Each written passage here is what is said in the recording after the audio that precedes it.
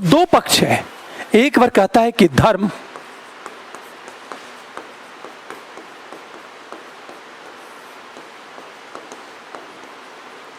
पर्यावरण संरक्षण में सहायक है,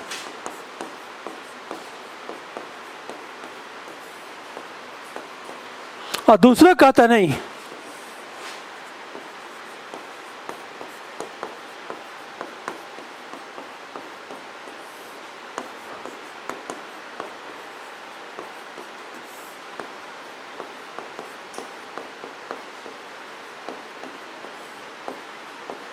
पर्यावरण संरक्षण में बाधक है।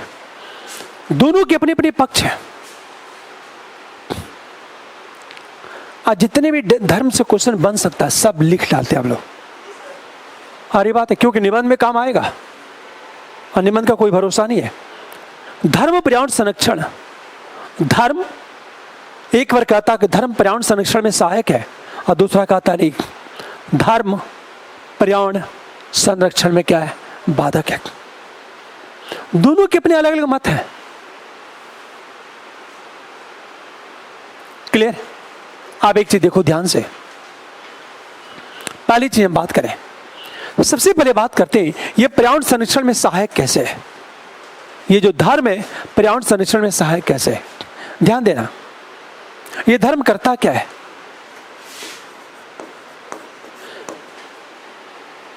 ये जो धर्म है प्रकृति की पूजा पर बल देता है। हरी बात है, जो प्राकृतिक धर्म है प्रकृति की पूजा पर क्या कर रहा है, बल दे रहा है। इसको इस तरह देखो आप,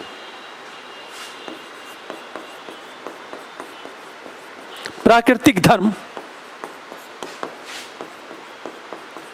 प्रकृति एवं प्रकृति के कंपोनेंट की पूजा एवं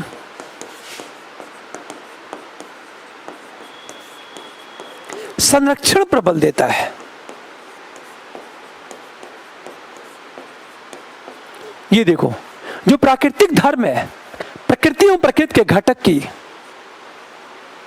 ये पूजा एवं संरक्षण पर बल देता है। सारी बातें जैसे ये कहता क्या है, ये सूर्य, नदी, पहाड़ और पेड़ की पूजा पर बल देता है। यह सूर्य, नदी, पहाड़ एवं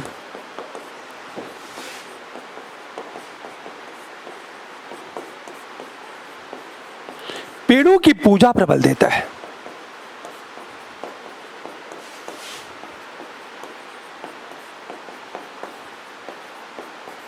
तथा नदियों की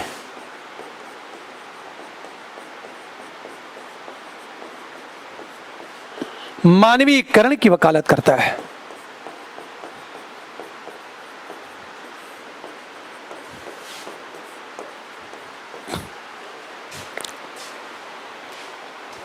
ये जो कहता है जो प्राकृतिक धर्म है प्रकृति एवं प्रकृति के घटक की पूजा और संरक्षण में बल देता है। याद हो, हम गंगा मैया, यमुना मैया की बात करते हैं, मानवीकरण। आप कुछ लोग तो ये लगता है कि आप सबसे बेस्ट एग्जांपल बिहार में चले जाओ, छठ पूजा में लोग सूर्य को अर्घ्य देते हैं और लगता है सूर्य भगवान है और उनकी हर एक मनोकामना क्या होगा, पूरी करेगा। तो प्रकृति के जितने घटक है ना उसकी पूजा, एक पीपल के पेड़ की पूजा की जाती है, तुलसी के पेड़ की याद रखो, पीपल के पेड़ काटा नहीं जाता, तुलसी के पेड़ काटा लोग उसको तोड़ते नहीं है, लोग जल देते हैं। और तुलसी के पेड़ आपके घर में सूखने लगे इसका मतलब कोई विपत्ति आने वाली है, लोग ऐसा मानते हैं। तुलसी विवाह भी होता है, ऐसा होता है। अब सोचो, ये प्राकृतिक धर्म ही तो है। बातें समझ में आ गई? तो ये क्या कहता, प्रकृति और प्रकृति के घटक की पूजा और संरक्षण पर बल देता है। यह सूर्य, नदी, पहाड़ एवं पेड़ों की पूजा पर बल देता है तथा नदियों के मानवीकरण की वकालत करता है। और जब नदियों का मानवीकरण होगा ना तो उनके अधिकारों की वकालत की जाएगी। न्यूजीलैंड की सरकार नदियों के अधिकारों की बात कर रही है, भारत सरकार नदियों के मानवीकरण पर बल दे रहा है। कि जब नदियों का मानवीकरण होगा तो नदियों के अधिकारों की बात की जाएगी। जब राइट्स की बात की जाएगी तो कोई नदी में प्रदूषित जल प्रवाहित नहीं करेगा। मतलब सोचो, आज के 1000 वर्ष पहले जो बातें हमारे धर्म ग्रंथ में कही जा चुकी हैं, आज हमारी भारत सरकार वही काम कर रही है, मानवीकरण की बात कर रही है। नहीं, याद रखो, ये माना जाता है पीपल पेड़ पर शनि का वास होता है।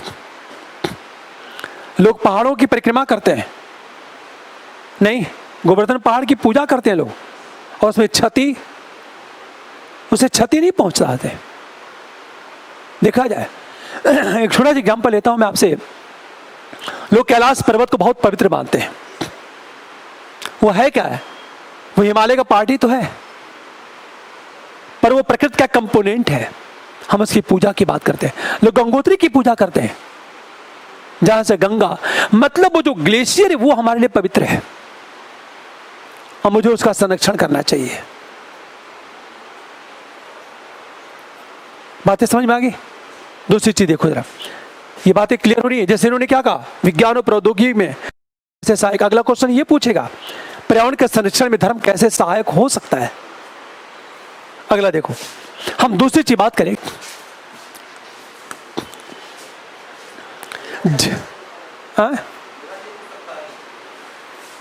कुछ भी जैन और जो बौद्ध धर्म है ना, जैन और बौद्ध धर्म में देखा होगा अहिंसा परमो धर्म की बात की गई है। प्रकृति और जीवों के प्रति अहिंसा का भाव है। मुझे प्रकृति के जितने भी जीव है ना, एक चींटी एक मच्छर मारने की अनुमति भी जैन धर्म नहीं देता। वह अहिंसा को महत्व देता है और प्रकृति के साथ भावनात्मक लगाव की बात करता है। मतलब जैव विविधता का सबसे बेहतरीन संरक्षण जैन धर्म करता है, दुनिया के और कोई धर्म नहीं करते। इस्लाम, ईसाईयत, हिंदू धर्म के अनेक ऐसे पंथ हैं जहां कुर्बानी की परंपरा है, और कुर्बानी देना क्या माना जाता है? ईश्वर खुश होगा। हम कुर्बानी देते किसकी है? प्रकृति के कंपोनेंट की देते हैं, घटक की देते हैं। हम जीवों की कुर्बानी देते हैं, ये तो देते हैं। ऐसे देवियां हैं, मंदिर हैं जहां केवल बलि ही दी जाती है। ठीक है, तो एक चीज सोचो, जैन धर्म में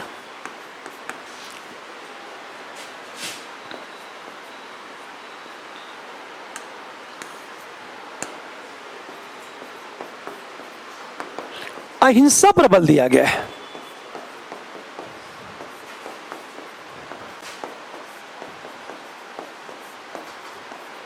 ये जो जैन धर्म है, इस जैन धर्म में अहिंसा पर बल दिया गया है। क्लियर? अहिंसा पर बल दिया गया है। कहां? जैन धर्म। अब एक चीज सोचो, तथा प्रत्येक जीव के प्रति प्रेम को महत्व दिया गया है।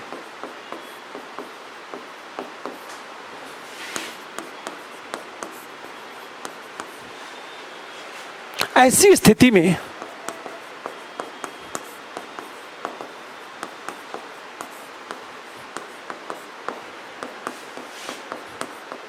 जीवों का संरक्षण, सोचो आप, जैन धर्म में अहिंसा पर बल दिया गया है तथा प्रत्येक जीव के प्रति प्रेम को महत्व दिया गया है। ऐसी स्थिति में जीवों का क्या होगा? संरक्षण।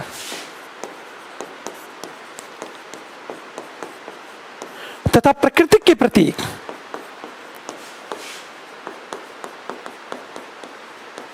भावनात्मक लगाव। परिणामतः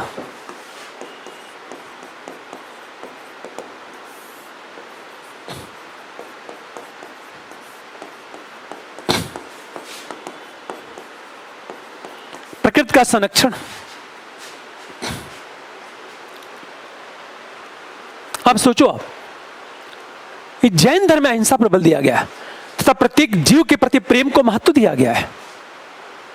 अब सोचो, जब प्रत्येक जीव के प्रति प्रेम को महत्व दिया जाएगा और जब प्रकृति के प्रति भावनात्मक लगाव होगा तो हम प्रकृति का संरक्षण करेंगे। याद रखो, जिसके प्रति भावनात्मक लगाव होता है ना, चोट उसको लगती है और दर्द किसको होता है। जैसे माँ और बच्चे के प्रति भावनात्मक लगाव, चोट बच्चों को लगती है और दर्द किसको होता है, माँ को होता है। ये ही इमोशनल, क्या कमाल का इमोशनल अटैचमेंट है। अरे बात कहा, जब दो युवा आपस में प्रेम करते हैं ना, तो जब प्रेम करते हैं तो दोनों इतने आपस में जुड़ जाते हैं कि शरीर तो दो होती हैं पर आत्मा एक हो जाती है। इतना डिवोशन होता है, समझ में आ रही बात है। डिवोशन इतना ज्यादा होता है। जैसे हम धर्म की दृष्टिकोण से देखें तो कृष्ण और राधा का प्रेम सुना होगा। फिल्मी दुनिया में देखो, हीरो रांझा का प्यार नहीं, और आधुनिक युग में मुखर्जी नगर में देखो, हाँ, लिविंग रिलेशनशिप ऐसा कल्चर चला है, तो वो प्रेम है ही नहीं, वो केवल फिजिकल अट्रैक्शन है, शारीरिक आकर्षण है केवल। बातें समझ में आएंगी। लेकिन जब प्रेम की उच्चतम अवस्था में जब कोई व्यक्ति पहुंचता है ना, तो चोट किसी और को लगती है और दर्द किसको होता है, दूसरे को होता है। सबसे बेस्ट एग्जांपल मैं लेता हूं, एक छोटा माँ और क्या होता है, एक उसका बच्चा, ये सॉरी छोटा बच्चा उसकी माँ के भी लगा होता है। एक छोटा सा मैं एक वीडियो देख रहा था, किस तरह ये कहा जाता कि लड़कियों को हम वेश्यावृत्ति में ढकेलने का किस तरह प्रयास किया जाता है। तो ये छोटे छोटे बच्चों को प्रेग्नेंट किया जाता है, और ये बातें अनजाने, उनको नहीं पता। प्रेग्नेंट करने के बाद अब वो लड़कियां कहती है एबार्सन, पर वो लोग कहते नहीं, एबार्सन नहीं कराना है। फिर लड़कियां बच्चे को जन्म देती हैं, तो उन बच्चे को क्या किया, छिपा दिया जाता है। बिल्कुल, ये सोचो जरा, ये भावनात्मक लगाव ही तो है। ये भी वीडियो देखा होगा, ये भावनात्मक लगाव ही है। हाँ बिल्कुल, यही चीज प्रकृति के साथ है। नहीं, आपने देखा होगा कुछ लोग जो कुत्ते को पालते हैं, अपने पालतू जानवर के साथ इतना भावनात्मक लगाव हो जाता है कि पूछो मत। समझ में ये नहीं आता है कि वे कुत्ते को घुमा रहे कि कुत्ता उनको घुमा रहा है। कई बार होता है वो आगे आगे चलते, कुत्ता पीछे पीछे, कई बार होता है कुत्ता आगे आगे चलता है, ये पीछे पीछे। हाँ बिल्कुल, ये बात बिल्कुल सही कह रहे हो, ये भावनात्मक लगाव ही तो है। हाँ बिल्कुल, और कुत्ता बहुत प्यार से, मैं तो दंग रह गया, जाड़े के मौसम में देखा एक कुत्ते को जूता पहनाया था, वो प्लास्टिक का। हाँ ड्रेस भी होता है, हाँ जूते। मैं पहली बार देखा कुत्ते को जूता, तो मैंने रोका, प्लीज कहा ये हाँ जूता मार्केट से खरीदा है? आपने कहा नहीं, मैं बनवाया हूँ अपने कुत्ते के लिए, क्योंकि ठंड में इसके पैर में ठंड लगती है और कंकड़ पत्थर चुभता है। हमने कहा वाह, मोहब्बत है कुत्ते से इतनी ज्यादा। सारी बातें खैर चलो। एक फिल्म आई थी एंटरटेनमेंट, आपने देखा होगा, उसने अपने कुत्ते को वारिस बना दिया था। अक्षय कुमार उस कुत्ते को मारना चाहता था। गौर किया होगा, सारा खेल। पॉइंट क्लियर है, भूलेगा तो नहीं। तीसरी चीज, बातें समझ में आई? तीसरी चीज, धर्म में क्या होता है? धर्म में ईश्वर अद्वैत,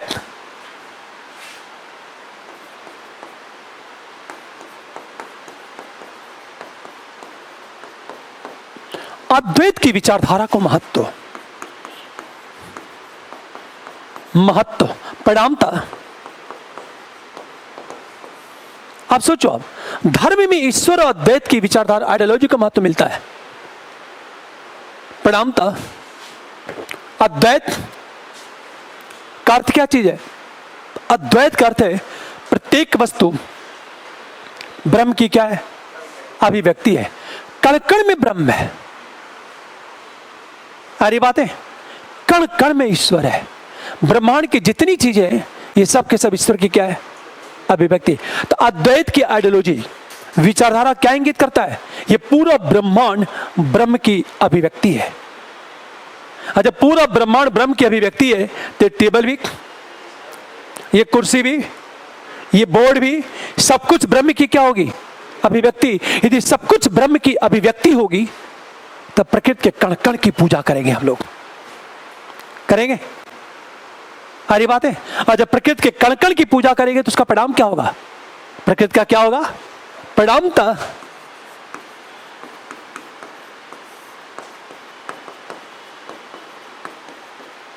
प्रत्येक घटक को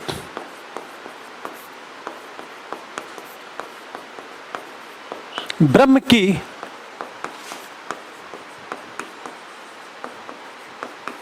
अभिव्यक्ति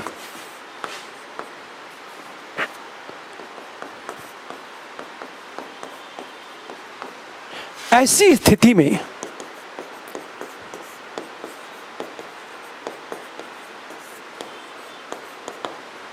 धर्म में ईश्वर या अद्वैत की विचारधारा को महत्व, परिणाम प्रकृति के प्रत्येक घटक को ब्रह्म की अभिव्यक्ति माना जाता है।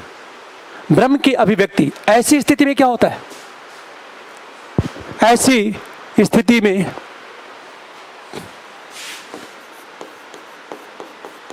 प्रकृति की पूजा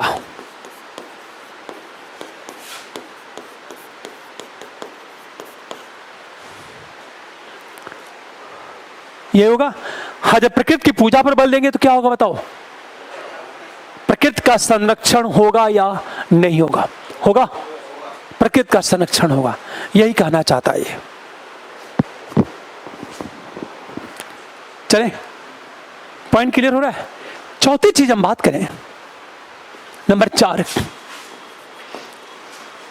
कि धर्म किस तरह प्रकृति के संरक्षण को प्रमोट करता है। अब एक बात ध्यान देना, सबसे बड़ी चीज, धर्म में बंधुत्व पर बल,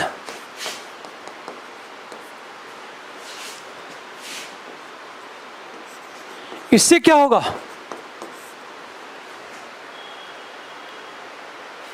इससे सामाजिक एकता,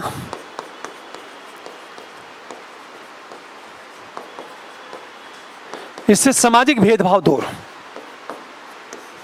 और जब सामाजिक भेदभाव दूर होगा तो क्या होगा? सामाजिक एकता को प्रोत्साहन मिलेगा।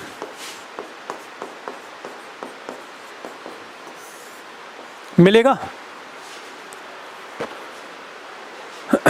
इससे बताओ क्या होगा? सामाजिक एकता को क्या मिलेगा बताओ?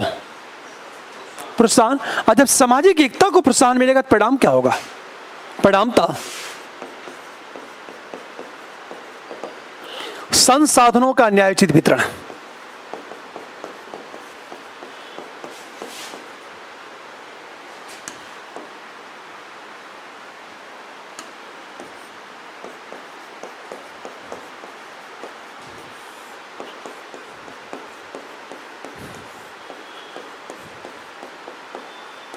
न्यायोचित वितरण पर बल की बात करें, अगर संसाधनों के न्यायोचित वितरण पर बल दिया जाएगा तो गरीबी में क्या आएगी? कमी आएगी। पॉवर्टी में कमी आएगी कि नहीं आएगी? तथा सामाजिक न्याय,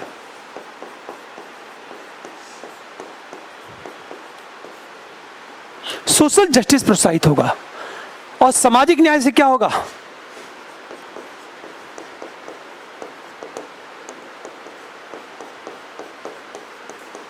गरीब लोगों द्वारा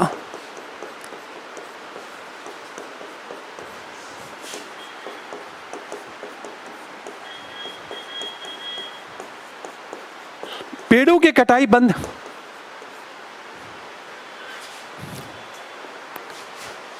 हाँ, जब पेड़ों की कटाई बंद हो जाएगी तो बताओ क्या होगा?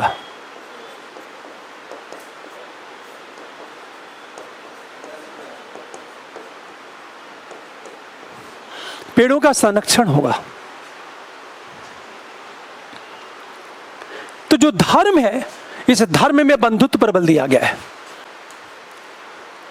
बंधुत्व की बात, भाईचारे की बात, जब बंधुत्व की बात करेंगे, हम सब भाई भाई हैं, तो सामाजिक भेदभाव क्या होगा? दूर। और जब भेदभाव दूर होगा तो सामाजिक एकता होगी, सामाजिक एकता होगी तो संसाधनों का न्यायोचित वितरण होगा, रिसोर्स का। जब ये होगा तो गरीबी में कमी आएगी। और सोशल जस्टिस यदि ये होगा तो गरीब लोग जो आजीविका के लिए पेड़ काटते हैं, वे लोग पेड़ को काटना बंद कर देंगे। और जब पेड़ काटना बंद कर देंगे तो पेड़ों का क्या होगा? क्या कमाल की चीज है। बस शायद मेरी बात सबको समझ में आ गई होगी। लेकिन दूसरा